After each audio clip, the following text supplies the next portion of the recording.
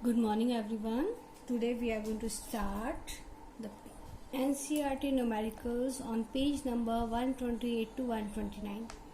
In our previous video we have done 3 questions, 3 numericals we have done already. Now we are going to be started from the question number 8. And the question is, an automobile vehicle has a mass of 1500 kg.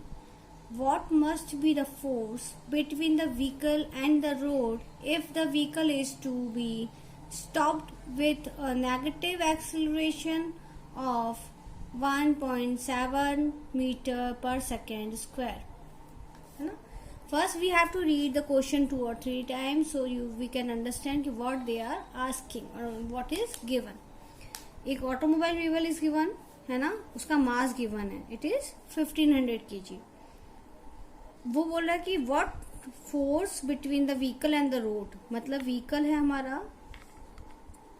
और हमारा एक road है, तो इस vehicle और इस road के बीच में उसको रोकने के लिए कौन सा नेगेटिव एक्सीलरेशन लग रहा है, जिसका नाम है, जो उसका एक्सीलरेशन दिया नेगेटिव एक्सीलरेशन मतलब रिटार्डेशन और डी एक्सीलरेशन, उसकी वैल्यू उसने दी हुई है.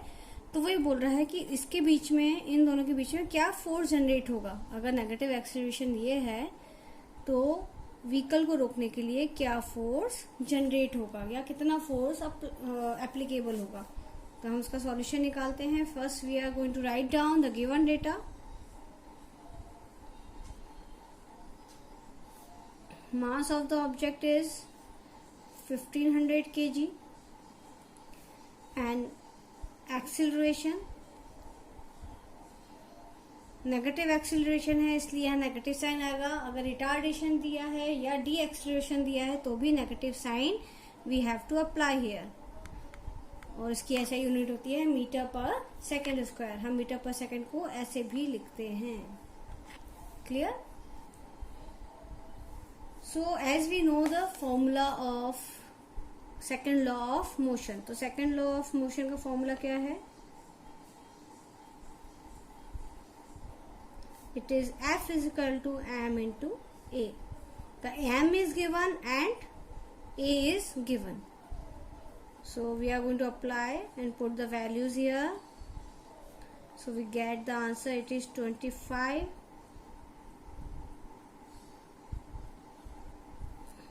in minus sign.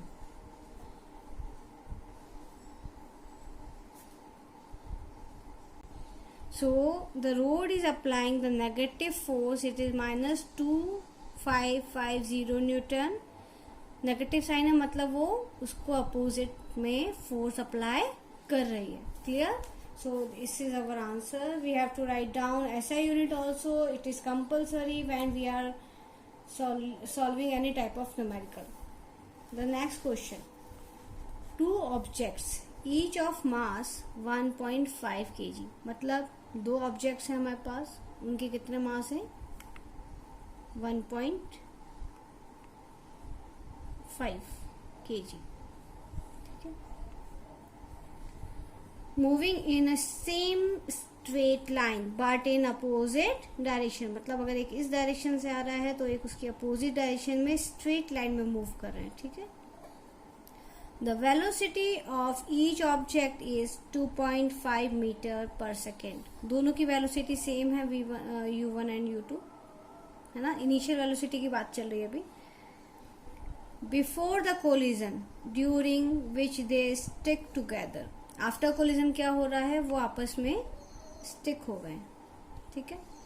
जो m1 और m2 मास है वो आफ्टर कोलिजन के बाद स्टिक हो गए. During they stick together, what will be the velocity of the combined objects after collision? अब वही बोल रहा है कि इसकी हमें वेलोसिटी फाइंड करना है.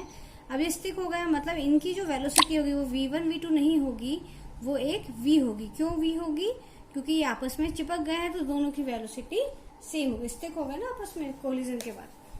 तो as we know the momentum is equal to mass into velocity.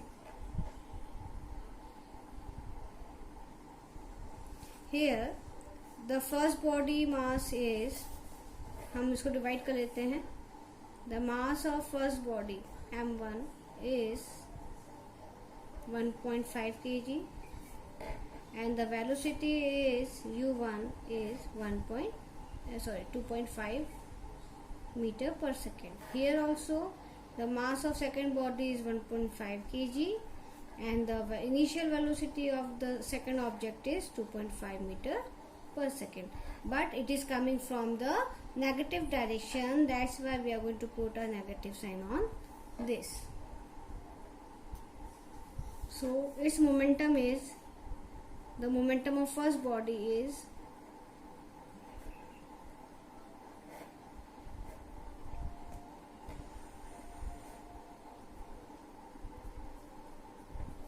it is 3.75 kg meter per second and the momentum of the second body is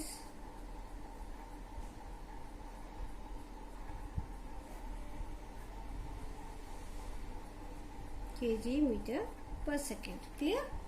दोनों का मोमेंटम निकाला, दोनों का वेट सेम था, बस डायरेक्शन क्या है, अपोजिट है. आप चाहे तो इसको अपोजिट लिख लीजिए, चाहे तो आप इसको अपोजिट मान लीजिए. एक रेफरेंस पॉइंट है, मैंने इसको माना है, फर्स्ट वाले को रेफरेंस पॉइंट मांगा है और सेकंड वाले को मैंने अपोजिट मान लिया है कि वो इसके अपोजिट है, इसलिए मैंने उसको माइनस साइन लिया है. आप चाहे तो इसको रेफरेंस मान लें और इसमें अपोजिट साइन पुट कर दे. अब जो टोटल मोमेंटम होगा बिफोर कोलिजन के पहले हमारा मोमेंटम क्या है, इन दोनों को प्लस कर देंगे, P1 प्लस P2. तो हमारा P1 कितना है 3.75, P2 माइनस 3.75, ये आपस में कैंसिल आउट होगा. तो हमारा मोमेंटम कितना हो गया before the collision, it is 0. अब वो कह रहा है कि अगर वो स्टिक हो गए आपस में, एक दूसरे से चिपक गए हैं, उसके बाद उसकी वेलोसिटी हमें फाइंड आउट करनी थी.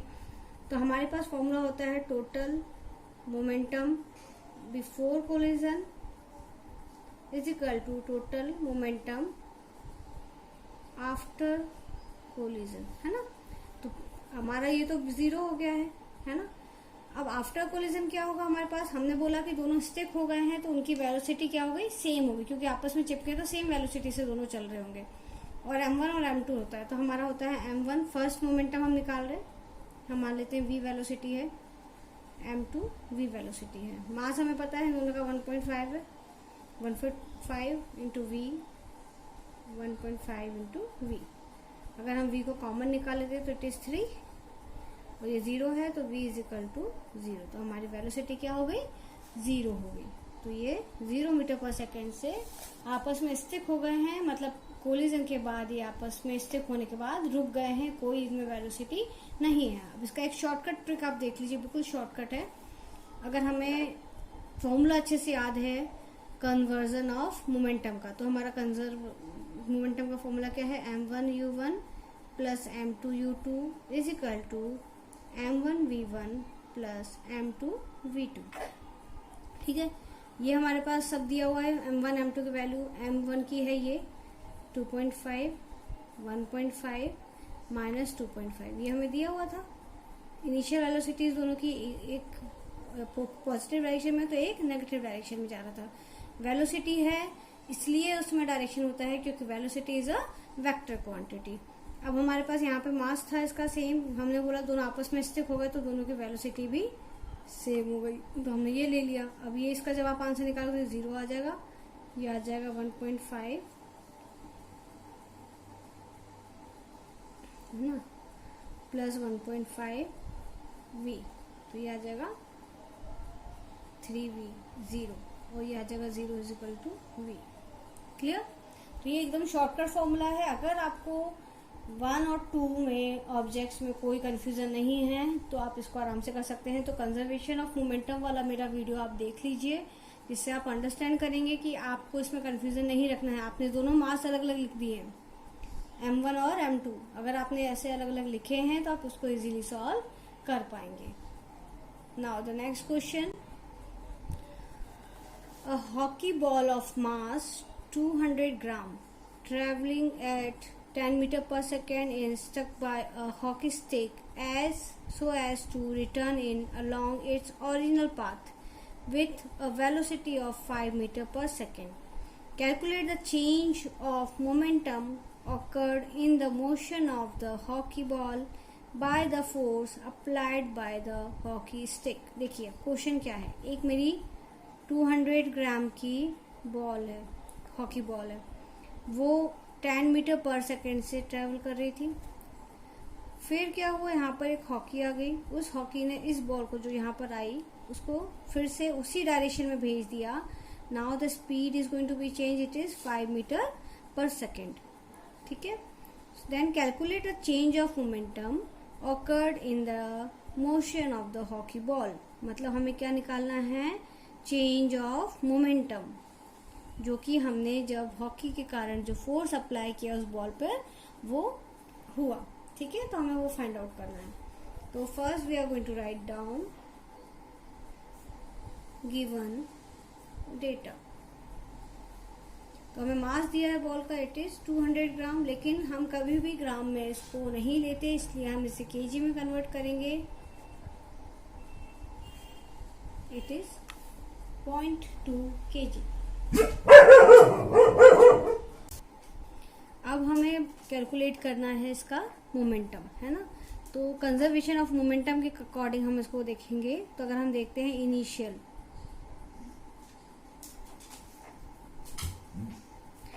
वेलोसिटी या इनिशियल मोमेंटम क्या होगा इसका, मास इनटू इनिशियल वेलोसिटी, है ना। इनिशियल वेलोसिटी कितनी दी हुई है, यहाँ पे हम लिख लेते हैं। इनिशियली किस वेलोसिटी से मूव कर रहा था ये,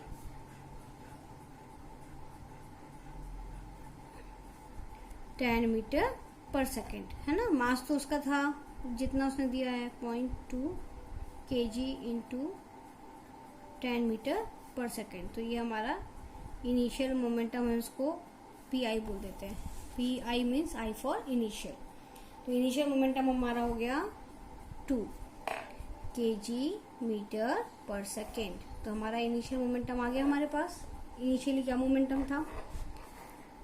अब चेंज इन मोमेंटम मतलब हमने क्या चेंज किया मोमेंटम में। तो हमने क्या चेंज किया, जब हमने उस बॉल को स्ट्राइक किया, फिर से जब वो आ रही थी हमारे पास, हमने जब उसको स्ट्राइक किया तो उसकी वेलोसिटी हमने चेंज कर दी। तो ये इसकी फाइनल वेलोसिटी हो गई।